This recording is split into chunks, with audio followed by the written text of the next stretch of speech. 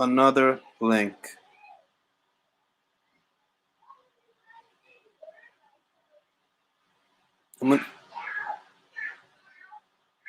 Let me send you a fresh link. Okay, I'm gonna send a fresh link. Copy of the clipboard. Send it in an email. Okay, here we go. Here we go. Send it to myself.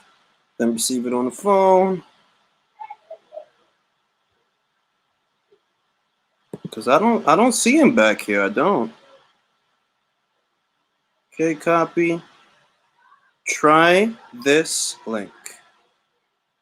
See if it does the same thing. Yeah, because I don't see him backstage. He says he's backstage on his end, but I don't see him on mine. I see Mark is there. Maybe Lou's taking a bath right now. That's why. Well, you dudes are terrible, man. Looking for each other like lost uncles in a shopping center. Yo, y'all dudes is terrible. I see Troy. Troy just popped up. I see Troy. I see Mark. I see Troy. They're backstage. It's Richard Schaefer and yo, y'all dudes is terrible, man. Y'all dudes is terrible. I see Mark. I saw Troy. Troy just clicked off. I don't see Lou yet. I just sent Lou a fresh link. Hopefully it works. Okay, send Lou the link again. Oh, I see what you did. You checked if the link worked. I dig it. I dig it. Yeah, it's working because that's the link that that's the link I'm sending out. So I mean, I don't know. All right, there's Lou. I see him now. Finally. Good afternoon, Lou. How are you doing? I'm freezing my ass off in my office. Our heat is broken. Like after the snowstorm, our outdoor heating unit froze over. So I'm wearing my my down vest in my office. But otherwise, I'm fine, bro. How are you? All right, I'm very good. The first, I just wanted to ask you for your anecdotes before we get into what I really want to ask you about. I wanted to ask you about your anecdotes in reference to Floyd Mayweather Jr.'s exhibition matches. I heard Teofimo Lopez say that he feels it's hurting his legacy. Do you feel that this is hurting Floyd's legacy as a pugilist in any way, shape, or form? No. No, I don't think this exhibition stuff. I think this exhibition stuff is just helping his legacy as Money Mayweather, but it's not hurting his legacy as a fighter. And you know what, man? If you can make money because people want to pay you insane money to beat up guys that don't belong in the ring with you, I sort of view it that you'd be sort of stupid not to do it. So, you know, I know Floyd a long time going back to when he was a kid, and one thing he isn't is a stupid businessman. So I got no problem. I don't think he hurts his legacy. And you know what, too? I don't even think, you know, I'm not one of these people that's hating on the Logan Paul, Jake Paul stuff. I mean, I'm hating on Lamar Odom getting in a ring after having 11 strokes and heart attacks, and that's disgusting to me. But if Jake Paul wants to fight a wrestler who got knocked out in MMA, who cares? You know, you know what? If people want to buy it, it's open marketplace. It's capitalism. I'm a capitalist, you know. Yeah, because that's kind of my view that, like, even though Jake Paul and Logan Paul and just these celebrities that are doing this, they're catering to an audience that they already have, not necessarily a boxing fan like myself, but whoever is interested in what they're doing. That might not be me, that might be someone else, but it's not actually affecting the sport. I just don't like No, you know, it's not, bro. And the other thing too is, look, I love boxing. I spent 31 years in it so far in my life. I love it. I hate it, but I love it. Um, when have we ever been the purest of sports? Like this idea of being a purist in boxing, what does that mean?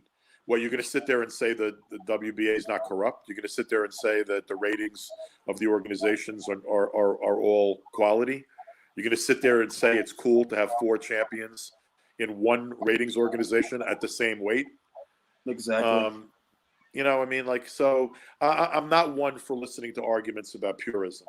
If you don't want to pay for it, look, pay-per-view is the ultimate form of letting people decide. If you don't want to watch, you don't pay. And if you want to watch, you pay. And I got no problem with that. Well, I wanted to also ask you about that. Well, first, let's address that. Let's address the pay-per-view model. Do you feel that pay-per-view has in any way limited the growth of the sport over the years because it's not as accessible to the consumer as a fight going on network television, on a regular broadcast network? You just answered the question for me, because what you said is exactly true. Now, do I think pay-per-views hurt the sport? It's an interesting thing. It's like, what came first, the chicken or the egg? You know what I mean? Part of the reason for pay-per-view was that we don't have deals like other sports do for huge money. Yeah, Eddie has DAZN, and Al has his deals with Fox and Showtime for PBC. Aram has ESPN, but they're not getting the kind of money that big leagues get and major sports get. So part of the reason for the pay-per-view model was to create an economic model that some of the biggest fights could happen, because there wasn't enough money to put those fights at the time back when on HBO or Showtime. Now there isn't enough money for some of those fights to happen on DAZN or PBC, ESPN. So I don't know what happened first, the chicken or the egg kind of thing, but there's no question pay-per-view doesn't grow your fan base. It doesn't. Period. Because you got to be a fan already to pay for a pay-per-view. That's true. Or you have to have, it's no longer the day of where only the enormous fights are on pay-per-view, because people can say, well, Errol Spence has a track record on pay-per-view, and Carlos were on pay-per-view, and Davis has been on pay-per-view. They have, and the fights have generated more money than they probably would have gotten live on Showtime or Fox. So it fills that need. But the fights are not doing 500,000 homes or 1 million homes the way the pay-per-views with De La Hoya and Foreman Holyfield and Holyfield Tyson and Lewis Tyson. They were those fights, all of Mayweather fights that were doing over 1 million buys. We're in a different time now. Do you think that, given the times that we're in, that the laws can't necessarily catch up to the technology anyway? Because I look at the Musso reports, and the Musso reports indicate that you could have upwards of 2 million to 3 million illegal streams for a pay-per-view. So that's a lot of money that you're not getting. Do you think boxing needs to move away from the conventional pay-per-view model in modern times? I think in a perfect world, people would want to. But when you don't have... Look, let's face realities right now. Every small promoter, not even small promoter, every promoter other than Hearn, to a lesser degree, De La Hoya, Heyman, who I'm calling a promoter, you call him what you want, and Aram, nobody else has a platform, including me. Life is not easy when you don't have a platform. Now, I think what's kept me afloat and my fighters fighting and my ability to advance my fighters comes from my ability to work with anybody. I could work with anybody, including people I hate. I've been doing it for 31 years. But the marketplace is simply an imbalanced marketplace. And there's a limited amount of money even for ESPN boxing, for PBC boxing, for DAZN. So pay-per-view, I don't think pay-per-view is going away until someone comes in. And I still, what, pay-per-view is not going away, period, at the moment, because it's an economic necessity to make certain fights happen. Here's another thing pay-per-view does. It allows an Aram or a Heyman or even a DAZN, De La Hoya or Ariel, whoever. It allows you to say to your fighter, if you're not willing to accept the money available, then prove your own worth on pay-per-view. If you think you're a multi-million-dollar fighter and you think you're a star, well, I'll give you a deal where you'll get most of the money, but you got to roll the dice, and you got to live or die with your own saleability. So, a lot of fighters are willing to do that, and I think that's part of the reason you've seen the Davises, the Charlos, a lot of these fighters on pay-per-view is because they said, hey, you know what? Before I accept that, let's see what I'm worth. Let's roll the dice. Let's go to pay-per-view. Yeah, some fighters have made more money making that decision. Other fighters have left money on the table. I feel like when I was a kid and pay-per-view was bigger and you saw, huger numbers, million pay-per-view buys, et cetera, et cetera. It seems that the technology has to catch up before pay-per-view can be a stable environment to start making money again, because it's too Well, easy to that fight. you're again right, because look, we did signal security when I was at HBO, and when TVKO, when Mark Taffin and I were running TVKO and then HBO pay-per-view, we did signal security. But frankly, right now, because of all the streaming that goes on now, because of people being streaming astute now, more people know how to steal. More people are stealing. More people are putting free feeds up. Um, they need to catch up with on their securing of signal for pay-per-view to realize the revenue based upon the actual eyeballs watching, Mhm. because like you don't know how many people I know steal pay-per-view streams, like not people I can identify, but I have loads of boxing fans telling me they watch every pay-per-view without paying. Well, how is that happening? People are illegal streaming and tapping into those streams. Yeah. And it feels like it's never gonna go back to the days of Oscar and Floyd, those kinds of pay-per-view buys that those fights got, until they find a way to stop the people from Yeah, stealing but you know, streams. that being said, I'm going to disagree a little bit. If you put, if you made Ryan Garcia and Pacquiao and you put it on pay-per-view, it's still going to do a shitload of buys. Now, It is it is. going to do what it would do if there was no theft? No, but it's going to do a lot more than the 150 to 250 that most of the recent pay-per-views have been doing. You know, if you still have a big enough event, there are a lot of people that if they want to see an event, they're not going to sit there and try to steal it on their phone or iPad or computer. They're going to want That's to true. buy it and put it on their big screen TV and whatever. So, like, if you have the big enough fight or the big enough event, you're still going to look. The Tyson pay-per-view in the exhibition with Roy Jones did a Yeah, shitload of fucking business, you it know? did. It did. I And think it did 1.6 million or some crazy number you like know, that. I was, a lot of people bought it. A number of yeah, them on ordinary pay-per-view, and a number of them by buying streams of it. But a 1.6 million people bought it either streaming or on pay-per-view.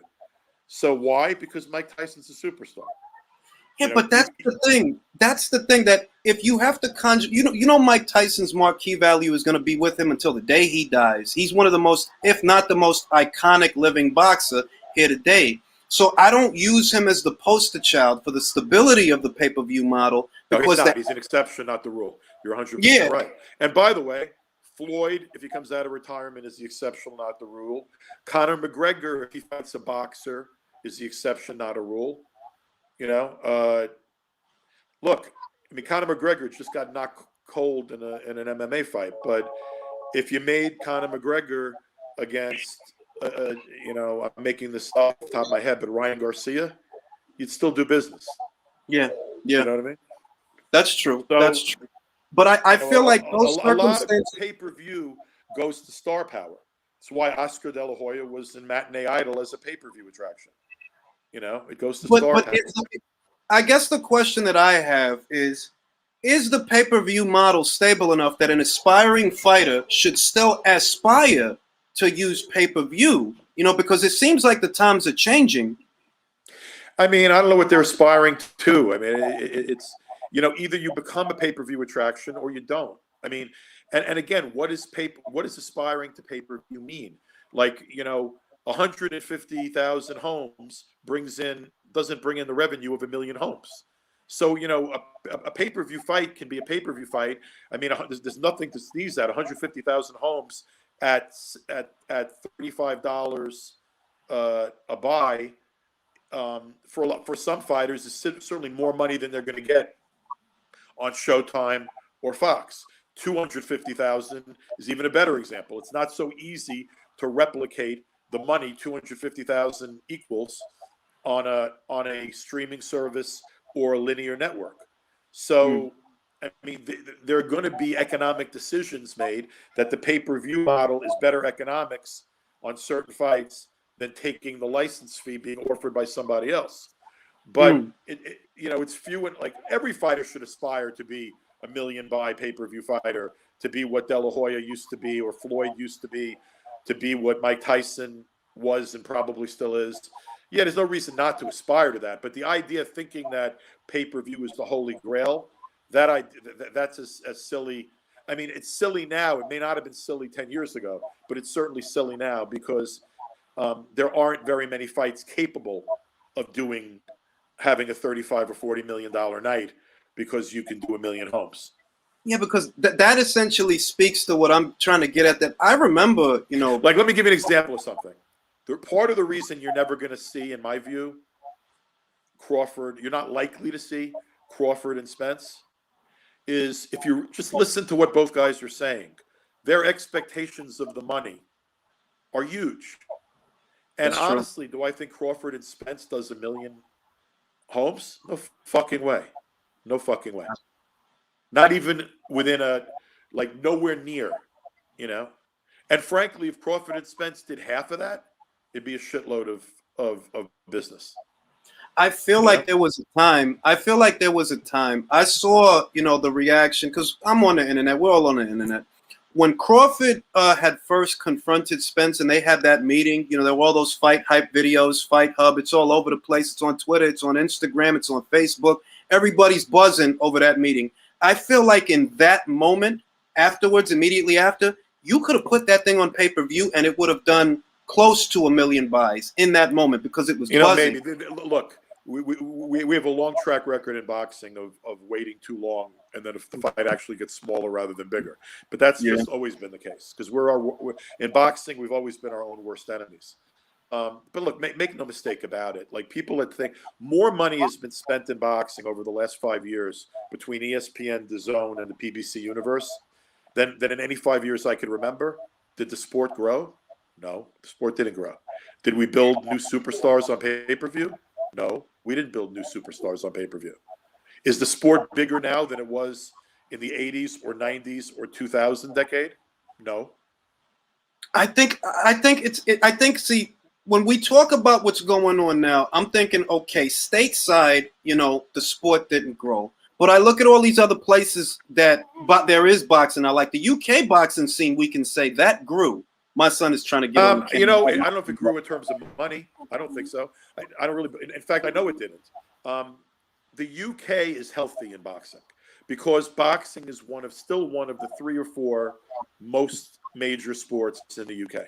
It's in that, certainly on the first hand. Okay, you probably have to go through 2 hands before you get to boxing in the United States. You probably have to go to toes before you figure where boxing figures into the major sports. Unfortunately, in a lot of markets around the world, it's more like, how you doing? I see the little boy in the background. I don't know. All right, Joe, come on. You got to go play, man. Go play with Sophie. No, it's cool. Hey, I'm sitting here. It's not a kid, but I got my dog on my lap. Good looking kid, by the way. Thank you. Appreciate it. All right.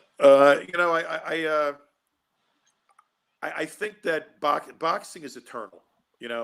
I laugh as much at the stuff about the death of boxing as I laugh about the growth of boxing. Like, I don't think boxing's in a growth time at all right now, and people that think that are just wrong. However, the boxing is dead narrative will always be bullshit because people will always fight for other. Boxing was the first sport ever on this planet, and it will be the last sport ever on this planet. I agree. I guess people, for entertainment value.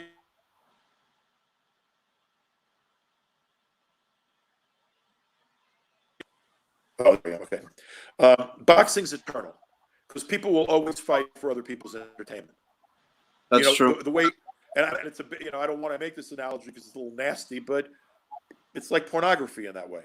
Like, people will always screw for other people's enjoyment, and people will fight for other people's enjoyment. They're guilty pleasures that will always exist.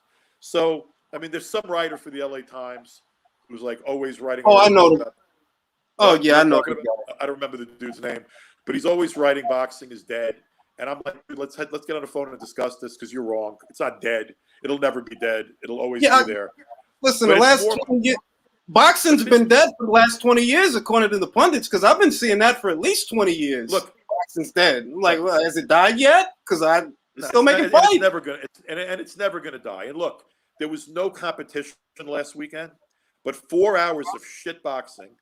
And by the way, I love Caleb Plant, and he's a terrific fighter. And Truex is an honest fighter, but that fight was, every round was like the round before. It was just a complete 120, 108, every round like the round before.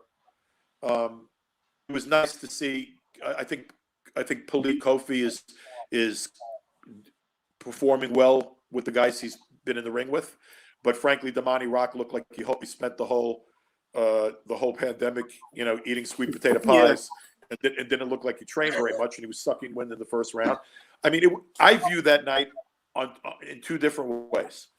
Yes, it's cool that a couple of million people did watch boxing at the peak of that show, and that it averaged 1.6. But what a wasted opportunity, man, because most of those 1.6 million people ain't going to say, I can't wait till the next PBC on Fox show.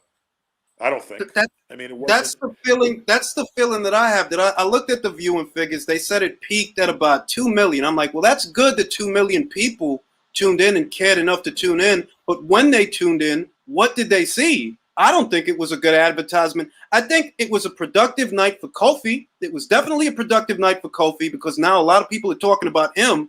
But for Caleb, it was also a productive night. You know what? It was a productive night for not for Truex. It was a productive night for Caleb Plant too. And I'll tell you why. You have announcers telling people this is like pound for pound one of the best guys in the world. Now, I love Caleb Plant. Do I think he's proved that yet? No fucking way. Do I think he might be able to in the future? Sure, maybe. Like, I think he's a very good fighter. All right? But you have announcers saying this guy is God.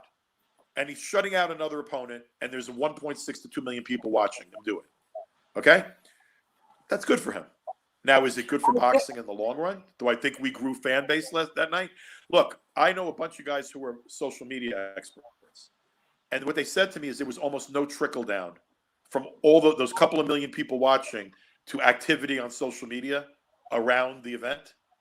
That the activity on social media around the event wasn't great. And you didn't have, like, Gervonta Davis's incredible knockout, Elias Santa Cruz, to go viral, where worldwide 100 million people watched the viral knockout. You didn't have that advantage because what were you going to put on? What were you going to put on virally from the Truex Caleb Plant fight? There was really nothing to put out there. So, but that's why I kind of looked at it as that's why I kind of looked at it as like, yeah, it's cool that it did 2 million. That's good. That's good that 2 million. Exactly. Look, like, I got no hate that it did 2 million. I think that's cool. I do think that's cool. Do I think we grew fan base that night? No. Do I think we built fans? No, I don't. Do I think there were loads of people watching? There might be some people who watched and said, I'd like to see Caleb Plant again, or I'd like to see Palik Kofi again because he had that great knockout. Though I got to tell you, fans know their own eyes. And even though Damani Rock never looked good physically in the ring, he looked so bad that night that it diminished a little bit from what was, I thought, a really good performance by Kofi.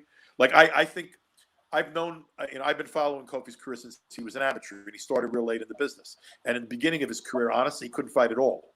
But I want to tell you something: he's getting better, and he's a big man, and he's getting better. And I thought that was still a really good performance. Forget about the other guy looking the way he looked. It was still a good performance, and it helped. I think that they elevated Kofi that night. I think they elevated Caleb Plant that night, even though there wasn't a great knockout or anything. He didn't lose 10 seconds of that fight. Now, by the way, a fight where one guy doesn't lose 10 seconds of the fight, that's not a fan-friendly fight.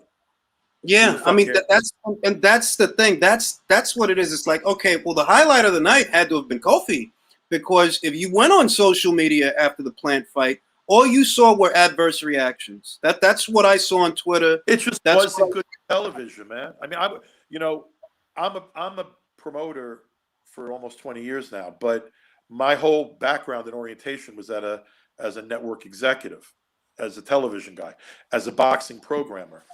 I mean, if you look at the stuff all of these fucking streaming services right now suck compared to HBO in the 80s and 90s. They all do. Yes. And part of the key to HBO in the 80s and 90s was we had no long-term deals with a promoter. There were no exclusivity with a promoter. I wanted to ask you about that. I've been meaning to ask you about that. Arum having exclusiveness with ESPN when Al is basically exclusive with Fox and Showtime. Fox, Showtime can argue they're not exclusive, but 90% of their budget is PBC, and they're PBC oriented. DAZN, Eddie and Golden Boy are exclusive. It's made it so much harder to make big fights. It hasn't made boxing better. It's fucked everything up. And why That's what I want. Feel better in the 80s and 90s? Because we didn't have that shit. That's what I wanted to ask you about. That these exclusivity deals, when you see Top Rank enters into an exclusive deal, Rank. They're good for Eddie. They're good for Golden Boy. Not as good as they were when they had Canelo, but they're still good for Golden Boy. They're good. I mean, it's good for Heyman that he's got a PBC, monopoly pretty much at Fox and FS1 and Showtime. Is it good for boxing? No, it's not good for boxing. Anyone who tells you it's good for boxing is either a fucking moron or a liar. That's what because I don't remember in the 80s and the 90s or even the early 2000s boxing being this political to where now we got this guy's over here. Of course it is. It was never this political. Here's another one for you. What started the downward spiral of HBO Sports into being out of boxing? Because I can point to an identifying moment. And you know what the identifying moment was? When they made an exclusive deal when Heyman was with Golden Boy, and they made an exclusive deal with Al and Richard Schaefer for Golden Boy PBC, Golden Boy Heyman fights on HBO, and they moved away from their model of making the biggest fights between promoters and not making deals with promoters. That you can literally trace the collapse of HBO Sports to that decision. I want to say, is there any way possible? Is it even possible at this point to move away from those exclusivity deals and go back to the way things were before, where nobody's exclusive to a network, nobody's exclusive to a platform? It could easily be done. But unfortunately, a lot of networks have already been burned over the last 5 or 6 years. Like, you don't see NBC doing fights anymore. I mean, NBC Sportsnet, yes. And by the way, I'm a fan of Ring City because they're trying to make good fights and they're succeeding. And they're doing smart things. I mean, they're about to, next week they're going to announce an Amanda Serrano fight. That's a sensational fight. I mean, Amanda Serrano fighting another top 10 pound for pound woman. And I'm not going to, you know what I'm talking about, but I'm not. I know. And that's why I didn't even want to broach the subject because I don't want to give too much away, But you know what? That's going to be a sensational event in Puerto Rico for Amanda, for Ring City, and for boxing. I think if you look at some of the, they put Charles Conwell in with King Kong, a guy they thought was King Kong. A lot of people thought was going to beat Conwell. Now Conwell beat the shit out of him, but it was still a good fight. Their fights have been solid. I mean, other than where they lost something to COVID and had a substitute, their first shows have been pretty strong. And the stuff that's coming in March and April from Ring City is high quality. So I'm rooting for them, but they're at a certain level of spending money. They're not at the big money level, but they're helpful to boxing. The same way, by the way, Showbox, and Showbox is the area of Showtime boxing. Showbox is that other 10-15% of their budget that's open to other people. I mean, you get some real good shows on Showbox. I'm a big Showbox fan, and I do a lot of business with them. I have to because I have to do business with people who do business with me. But I know these exclusive deals are sucking the life and the blood out of boxing. That's how I felt for a while. Now, I just wanted to, without giving too much away, I know that Amanda wanted to fight Jelena, and in so many words, Jelena, I guess, relinquished the title. You're not. I don't think you're going to see Jordan and Amanda shitting on Jelena now, and I'm certainly not going to. She went through a lot of stuff in her life over the last year and a half. Her coach is still in a comatose state, probably never going to get out of it. Her promoter in Canada, that's her promoter manager's father that's in that coma. And there is a pandemic, and it's different to fight in an empty room. But there just was a shift, and Amanda now has the WBC belt as well as the WBO belt. And we tried to make the Jelena fight, but Jelena, look, I mean, I'll give Jelena and her people credit. They were honest enough to say, I don't want to fight you now for the money that's on the table. Jelena's older than Amanda. She's at a different stage of her career. She still has the BA belt, and she knows we still want that belt. so she knows we're still going to want the fight later in the year. But I think her attitude was I'm not willing to do the fight now for less money than I might be able to get when the pandemic's over. Well, as a result of that, the WBC followed their rules, and they made Jelena emeritus and said nice things about her in their press release. But they elevated Amanda to the title, and Amanda's going to defend the WBC and WBO belts against another girl who's in the top 10 pound for pound.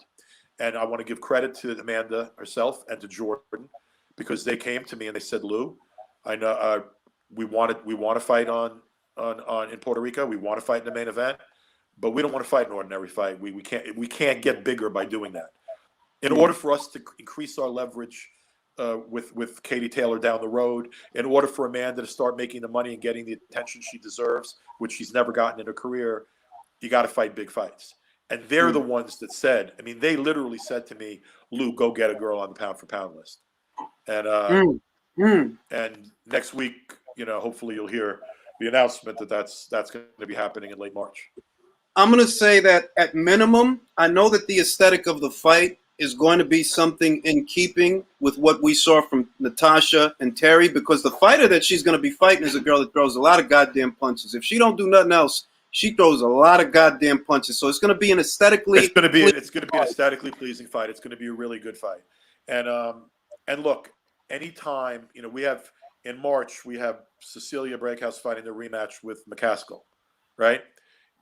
Anytime you get 2 pound for pound women in the ring together, you're elevating women's boxing. Yeah. So and by the way, the more people are likely to see Amanda's fight on NBC Sportsnet because it's on free over the air cable than are gonna see the Cecilia fight against McCaskill on DAZN, because it's streaming as opposed to free over the air TV. Exactly. But both of those fights are good for women's boxing, and I think I think this is going to be a big year for Amanda. Now, I also wanted to ask you about the 140-pound division, because it's my understanding you have Christina Linardatu, WBO. You have Kali. Now, Christina basically is willing to fight between 30 and 40. It appears her weight can fluctuate like a lot of these ladies. Christina's a badass, man. I mean, she's a badass. Right now, we're limited because she's stuck in Greece, and we're here, and it's not free travel right now. And not to mention the fact, let's face realities.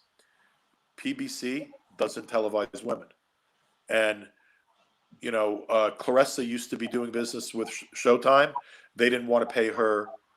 They didn't want to pay her what she thought she deserved. So they're right now not doing women, and ESPN is only in the Michaela Mayer business. They're not in the women's boxing business. In fact, Bob's gone public and say, I don't give a shit about women's boxing. I'm in the Michaela Mayer business. Eddie's in the women's boxing business now, but it's very much centered on the UK. Yeah. The offers we've gotten for our fighters to go over to the UK and fight haven't been very strong, but we are in a pandemic with no fans in the really unable to sell tickets. Mm-hmm. But so women's boxing in the United States has a very limited platform. Yeah. I haven't announced it yet, but I made a deal that's really good for women's boxing, I think, with UFC Fight Pass, and I'm going to be doing 3 shows in 2021 on UFC Fight Pass that are more like Showbox sort of level, but you're going to see some good fights there. But they're really, like, women don't have a regular platform in the United States or Canada or North America. I mean, there's no regular platform for women here. Yeah, I know south of the border, if you look at Zenfa Promotions has basically been doing in Mexico what Eddie Hearn has been doing in the United Kingdom. Most people don't realize that fighters like Arely Musein. No, they haven't, but if you find out what those girls have been getting paid in Mexico, it's not the kind of money that's going to make an Amanda go to Mexico. It's not the kind of money that's going to make Mary McGee, who's a 40-pound titleist, or a Christina Leonardou, or Kaylee Reese, who just won the 40-pound belt, sensational performance. It's not going to make those women go to Mexico. because it's, and by the way, like I think Zanfer is helping women's boxing. They're not the only one.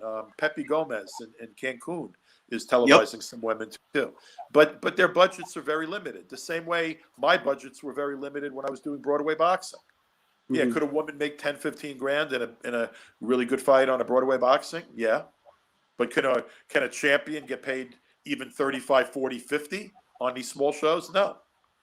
And here's the other thing. The offers that are coming in, and I'm not blaming anyone for this. Like I don't blame Eddie. Eddie's bread and butter with the women is Sky TV in the UK and audiences in the UK. But the offers that have come in for women to go and put their belts at stake in a situation where there are no neutral judges at all because of COVID. So you're going into England, you're fighting in front of the referee is British, the judges are British. If the fight goes the distance, it's not a really good situation for the American girl traveling to the UK, right? Well, I want to ask, do you think that Ring City can solve some of those problems just based on what you know? Do you think that Ring City can become that gateway, that platform that maybe helps take the sport to the next level here stateside? Because Well, I mean, the fact that they're about to do a defensive 2 belts for a girl that I think, look, I don't think Amanda is the top 3 pound for pound. I don't think she's number 3 or 4. I think Amanda is number 1 pound for pound. That's my belief. And I think that somewhere down the road in the next 2 years, that'll be proven. Okay. But she's certainly in that top 3 or 4 pound for pound. No one would debate that. And they're I got her at number 3. I believe I have her at number 3 or 4. So I'm in agreement with that. She's definitely part of that top 5 conversation. She's definitely in there. So you're about to get a top 3 or 4 pound for pound woman defending 2 belts against another girl who's a reigning world champion and another pound for pound top 10 woman, and they're doing it on NBC Sportsnet on Ring City. And are the girls getting paid what they think they're worth? Probably not, but are they getting paid more than they could get anywhere else at this particular moment in March of 2021 in an ongoing pandemic? Yeah. And do I think so I applaud Ring City for realizing the opportunity that they have with women right now to make top shelf women fights, elevate their own series, and elevate women's boxing. So I give Ring City a lot of props for that. And I heard that Ring City, not this year, but I think in 12 months they're going to be migrating over to Peacock. Peacock. And so Ring City is basically here to stay as far as being a fixture in boxing. That there is going to be more Ring City. It just won't be on NBC, but it is here to stay. I don't think Ring City is going to disappear when NBC Sportsnet disappears. They are going to move to Peacock, and I think they're going to give themselves a chance and be given a chance to build an audience and prove what they can do. But I got to tell you, I do think they're onto something. They're doing good fights at a I mean, dude, there are people doing $1 million fight cards now that suck all over and you see them in the U.S. and you see them in the U.K. And I'm not going to shit on anyone in particular because it's across the board. But I mean, who the fuck wants to see? I mean, even a top talented fighter, who the hell wants to see a great fighter fight a schnook? Yeah. And no disrespect the schnooks of the world, but I don't want to see I don't want to see a fight where the B side has no hope. Yeah. You know? Yeah. I mean that's a waste. That's a waste of everybody's time, and that's why I hope. Oh, by the way, I just noticed 420. So to all my people out there that are celebrating 420, take a puff from me.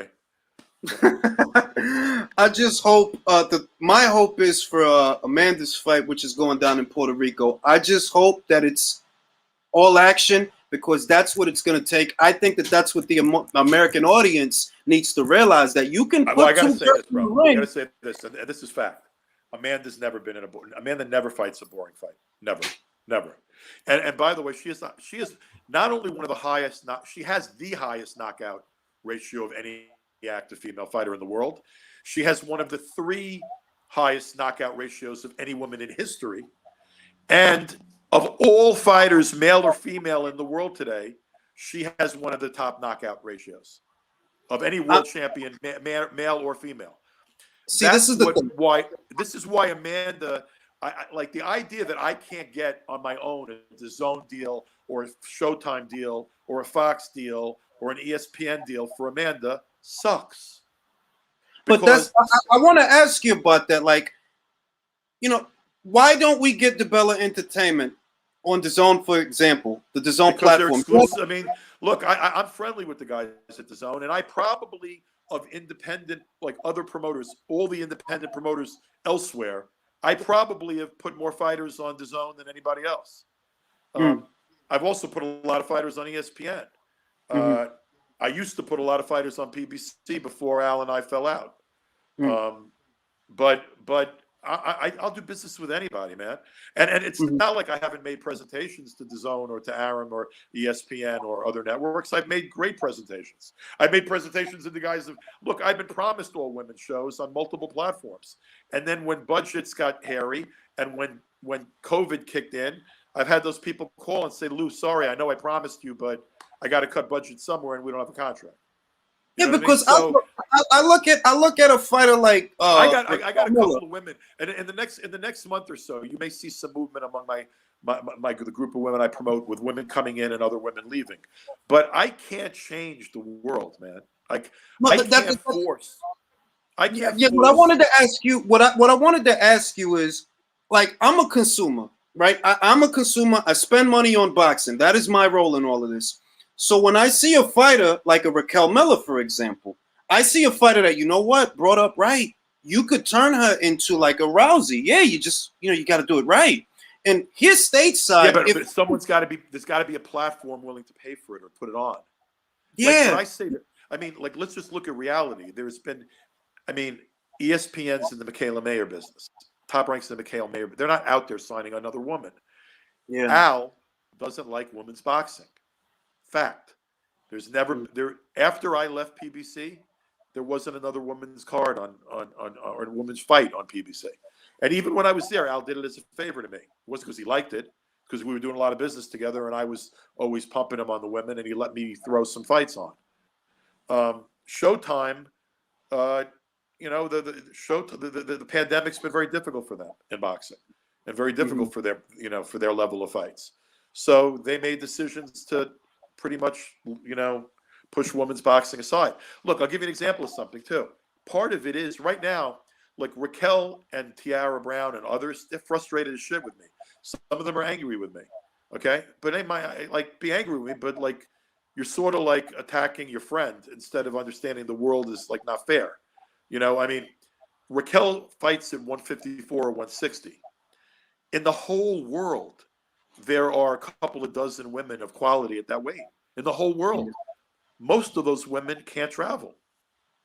A number of women made decisions to get pregnant during the pandemic because there weren't fights anyway. So those women went off the grid. Women couldn't travel into the States. I had places where I could have put Raquel and Tiara in fights in recent months. I mean, but there was no opposition out there. There's no one to even grab. And the other thing too is, if you can't, no fighter wants to fight at less than what they think they're worth. So it's hard to explain to a woman, all right, I can get you a good fight, but it's 10, 15 grand to put your career at risk. Who wants to do that? I mean, I guess the question I have, which I've always wanted to ask you, because I'll give you one other immediate illustration. Okay, I was promising Tiara potentially an opportunity to fight on Showbox, and in March 10th, I'm going to be doing some fights with Showbox. Now, unfortunately, there's only one fight Showbox wanted for Tiara, and that was Alicia Baumgartner. But Alicia's not healthy yet. I mean, she had surgery, and she's not going to be ready till late April or May. So literally, there's nobody else to match Tiara with that Showbox would accept. wow. So now, is that a reason for the fighter to be frustrated? Yeah. But is that my fault? I mean, I get the frustration, and I'm their promoters. But you know what? I've also, look, in fairness to these women, I've made promises. Like we had a fight card scheduled for December with a major outlet, and literally had signed contracts with the fighters. And the day that the announcement was going to come out, the card fell apart because of COVID testing, regulations with bubbles, etc. And the fight got canceled, and the fight card got canceled. I literally had spent 100.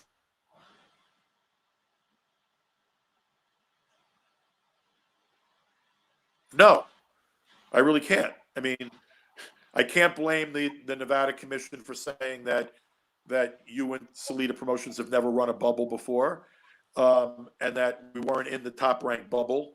So we, they wanted a bubble run by this other the people we were going to do the event with. Those people didn't want to function like a boxing promoter, and they didn't want to take the responsibility for the bubble, and Nevada made a decision that that COVID in December was spreading too much to allow a new player to do something for the first time in Nevada in a bubble. Now, that's shitty news for everybody, including me. I spent an hour. I lost money on that card. I spent money on PR firms and lawyers and everything else. The fight didn't happen. I lost money, but the fighters got frustrated as shit. They were preparing and training for a December card that didn't happen. So, did I breach a promise to them? Well, maybe. I thought it was going to happen too, but ain't my fault. This whole pandemic's not my fault, and the inability to find opponents because opponents can't travel from abroad is not my fault. And it is what it is to some extent.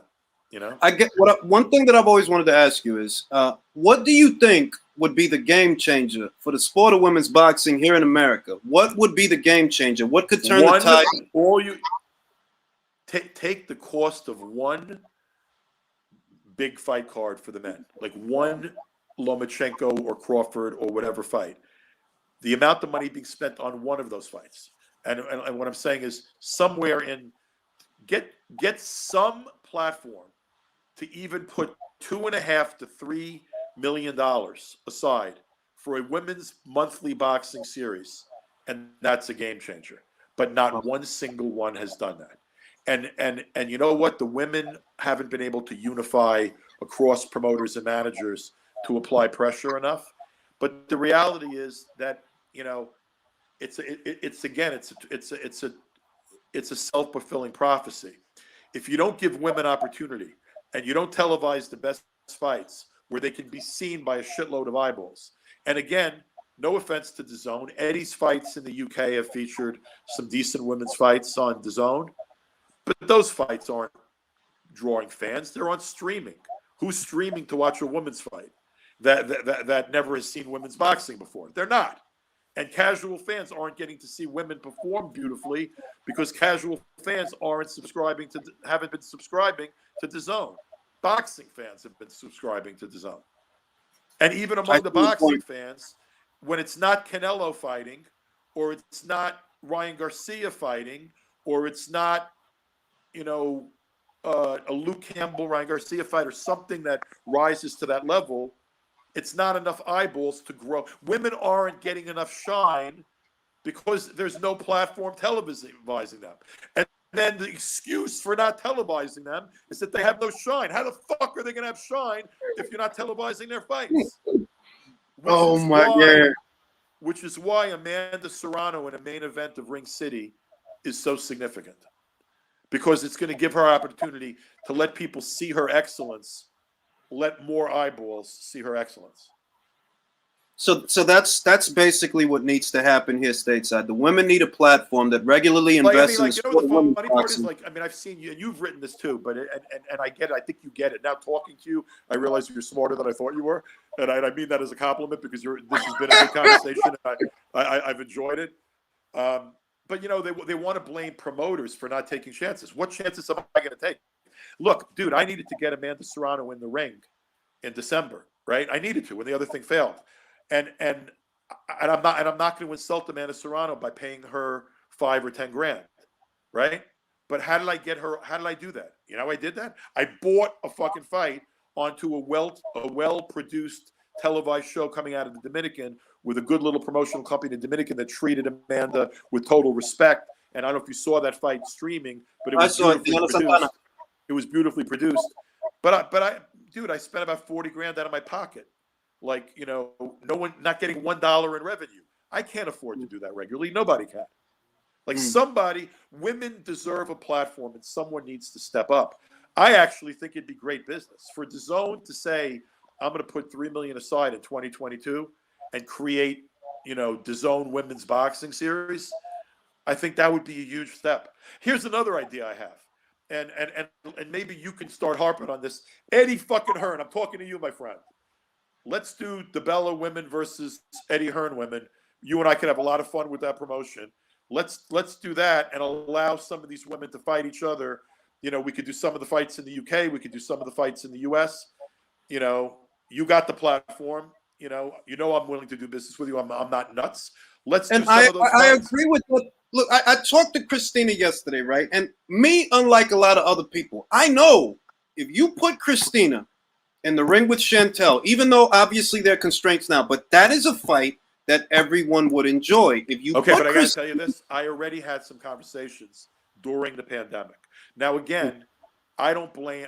I think Christina sitting through the pandemic's not the worst idea, in the sense that for a world for a world champion to go and put up her belt with no neutrality in the home country of her opponent and get paid 25 or 30 grand. I understand. They're not going to do that. And the reality was, we got an offer to fight Chantel. It wasn't just for her. I got an offer for Mary McGee too. They made me an offer. It wasn't enough money that Mary was going to go and do that. I went back with a counter offer, not a six-figure counter offer, a counter offer in the, $50,000 to $100,000 range for these girls. And I was told I can't sell tickets and I can't spend that on the women right now. So, Mary hasn't fought during the pandemic. Christina hasn't fought during the pandemic. Do you think that when the gates come back, Kaylee Reese fought a beast? And her and her manager Brian Cohen came to me and they said, Lou, we want to be with we want to work with you. We love the fact that you're trying to create opportunity for us. We'll take whatever you can pay us to make us the title fight. And by the way, the girl she fought was a friggin' animal. It was a tough girl. The girl from Canada, the Kaylee Reese won that belt from. That was no bullshit, meaningless fight for a belt. She had to fight a real tough fighter. But she was willing to do it because she didn't have that belt. And she understood that taking not a lot of money, but becoming a champion was a great move for her, particularly during a pandemic. But it's bad business for a champion to go to a foreign country, fight the girl whose home country is that foreign country with a referee and three non-neutral, biased hometown judges. It's not good business to take low dollar to do that. Do you think that when the gates come back, that the situation will change enough that those doors open? That there's at least enough money in the pot to entice people to get on a plane, get their passport out, and get over there. It'll get better, but I still think the women are going to be fucked because you got to look at the reality. Even including the stables of Hearn and Arum and PBC and all the other boxing stables of fighters around the world, 75% or more of fighters have been inactive since this thing started. And it's nobody's fault. And there are a lot of men that have long-term contracts with promoters that are owed fights. And I don't think it's going to get better for the women so quickly. I think it'll get better. It'll get better for the championship caliber women because you'll be able to fight neutral fights with neutral officials. Eddie, UK has got a lot of women that can sell tickets. Eddie's going to be able to do gates again. I'm going to be able to keep women active again because when I can do a gate in New York again, Broadway boxing's not going away. So when I can do a gate in New York again or Connecticut or New Jersey. New Jersey's changing their rules soon, but it's only to allow a maximum of 150 people in. I can't do a show with only 100 selling tickets, only 150 people. Exactly. So it's going to get better, but it's not going to get better as quickly as you or I would like it. So but I guess that has always been a point of contention for me. What needs to happen in America? And basically, it's what I always women thought. Need to be given. And here's the other one too. Someone's got to think outside of the box. An MTV. I reached out to talk to the people at Triller. I haven't had the conversation yet. I'm going to reach out again. But you know what? You could do some interesting things with a fun announce crew and make great fights where women beat the shit out of one another. Here's the other thing about women. It's one of the reasons why I'm such a big fan of women's boxing. And I don't want to insult my male fighters, but I don't give a fuck. I'm at the point of my life, I'll say whatever I think. Most of the women got bigger balls than the men, man. Like, they'll fight 50-50 fights. They want just the opportunity. I've never had Amanda Serrano say no to me to an opponent. They want to be treated fairly. I've never had Heather Hardy say, "Oh, that's too much fight for me." You know, I haven't had Raquel Miller. I haven't had Raquel Miller unwilling to fight anybody. I just haven't been able to pay her because I don't have a fucking platform. And that's the thing. That's one of the major selling points that at least it's worked for me in convincing people that they should give it a chance. That you got to understand, the girls take chances, bro. They take big chances, and when they fight, they're not fighting safety first fights. If you want to see a fight where two people are beating the shit out of each other, watch two girls. I'm telling you, go enjoy it. I'm going to tell you another one. I'll tell you another. I'm going to leave it at this one sentence too. I promoted a lot of women's fights, probably more than almost anyone in the world over the last decade. Okay, I follow women's boxing closer than almost anybody else does.